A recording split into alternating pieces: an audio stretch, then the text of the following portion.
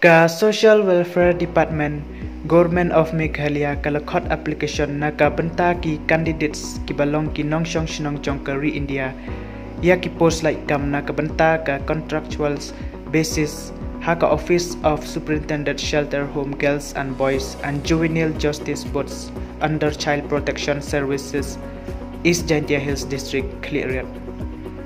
Ki post ki long kumni harum. Post name counselor ke post ke long tanggawe. Place of posting cleared. Kita ke long arpawai senam hadok South House senam. Ke jingsew ke long katnya wajar sanspa shibenai. Ki kerdan pule ki long pidai ban graduate in psychology from recognized institution. Pidai ban don lies nem ki experience ha ke child welfare activities but pidai ru ban nang yaka computer operation but counselor skills. Post name house mother tang na benta ki kentai ke post ke long kawai. Place of posting cleared. Age limit ke long arpawai senam hadok South House senams ke jingsew ke long khatwai hajar shibenai. Ki kerdan pule ke long pidai ban graduate in any stream but pidai ru ban don ya ke diploma in housekeeping but pidai ru ban don ya ka interest ha ke child welfare activities. Post name assistant data entry operator ke post ke long tangkawai. Place of posting cleared.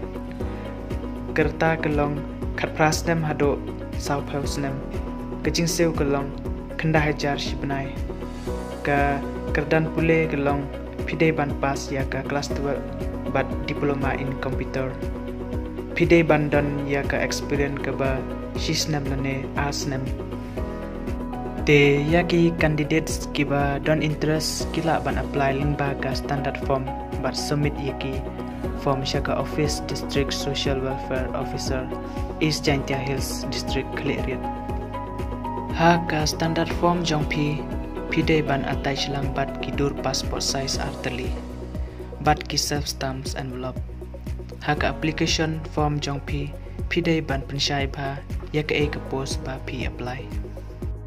Ka last date ban submit yaki form galong khalai trik bunai bapra arajar arpel. Te parlok parjor kublai shibun ba ya page yakani ka video jongi singaw ba ban like share but subscribe yakani ka channel khanang ba pin nom miss ya kino ki update ki ba ngiwan ra shipi tangkini doni sasisen kublai shibun ngisa kendo pat hakawai ka video.